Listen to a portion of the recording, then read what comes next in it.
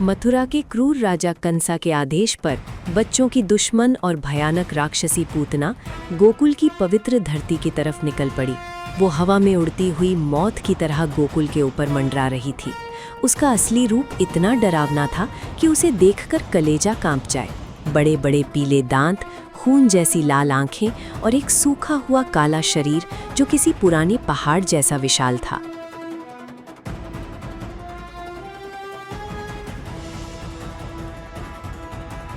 लेकिन गोकुल में घुसने से पहले उसने अपनी मायावी शक्ति का जाल बुना। पल भर में वो भयानक राक्षसी एक अपूर्व सुंदरी में बदल गई। उसने अपने बालों में सुगंधित फूल लगाए, रेशम के सुंदर वस्त्र पहने और अपने होठों पर एक झूठी मुस्कान सजा ली। अब वो ऐसी लग रही थी मानो स्वर्ग की कोई अप्सरा धरती पर उतर आई हो।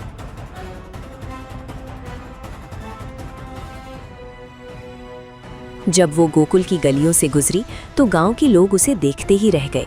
किसी ने सोचा ये कोई राजकुमारी है जो रास्ता भटक गई है, तो किसी को लगा शायद स्वयं देवी लक्ष्मी नंद गांव की शोभा बढ़ाने आई है। उसकी नकली सुंदरता ने सबकी आंखों पर पर्दा डाल दिया था। कोई सपने में भी नहीं सोच सकता था कि उस हसीन चेहरे के पीछे मौत का नंगा नाच छिपा है। अरे यशोदा, कितना प्यारा और निर्मल बालक है तुम्हारा। मैंने सुना था कि नंद बाबा के घर इस बुढ़ापे में एक सुंदर फूल खिला है। मैं तो बस इस नन्हे कन्हैया की एक झलक देखने और उसे दुलार करने चली आई। पूतना की मीठी बातें सुनकर भोली भाली यशोदा मैया और रोहिणी भी धोखा खा गईं। उन्होंने बड़े आदर और प्रेम से उस अनजान सुंदरी का स्वागत किया, ये सोचकर कि ये कोई शुभचिंतक देवी है। यशोदा ने कहा, आओ आओ देवी, तुम्हारा आना हमारे लिए सौभाग्य है। देखो मेरा लल्ला कैसे मुस्कुरा रहा है, तुम इसे अपनी गोद में लेकर आशीर्वाद दो। यशोदा की आज्ञा पाकर पूतना ने नन्हे कृष्ण को बड़े प्यार से अपनी गोद में उठा लिया।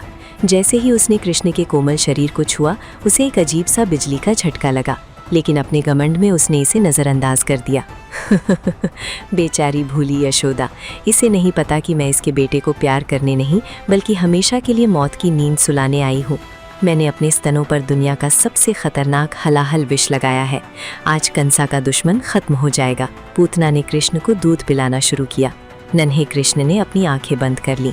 ऋषि मुनि कहते हैं कि प्रभु ने अपनी आंखें इसलिए बंद की क्योंकि वो उस नकली सुंदरता और पूतना के पाप भरे चेहरे को नहीं देखना चाहते थे।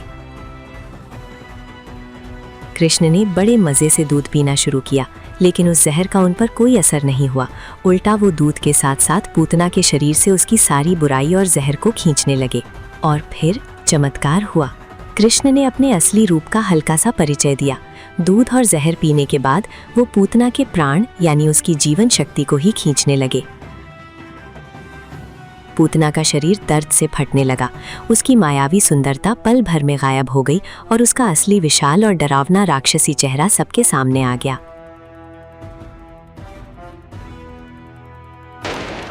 छोड़ छोड़ दे मुझे, तू कोई बचा नहीं।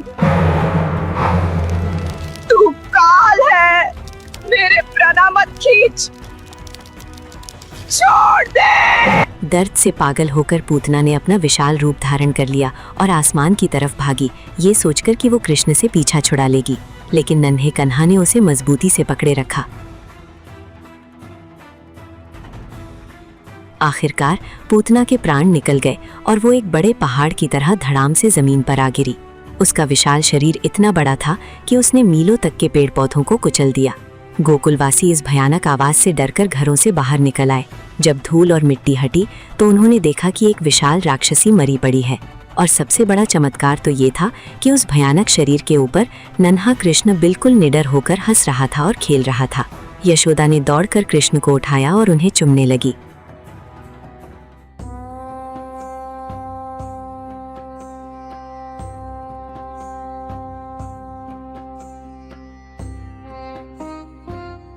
बाद में जब गांव वालों ने पूतना के विशाल शरीर को जलाया तो एक चमत्कार हुआ। उस धुएं में से कोयले की दुर्गंध नहीं बल्कि पवित्र चंदन की खुशबू आने लगी। क्योंकि भले ही वो जहर पिलाने आई थी, पर उसने माँ बनकर दूध पिलाया था और भगवान के स्पर्श ने उसके सारे पाप धो दिए और उसे हमेशा के लिए मोक्ष प्रदान किया। कंसा की पहली कोशिश नाकाम रही, पर यह तो बस शुरुआत थी। अगले एपिसोड में देखिए कैसे प्रभु ने शकातासुर और तृणावर्ता का अंत किया। हे कृष्ण, तुम ही मेरे आराध्य हो।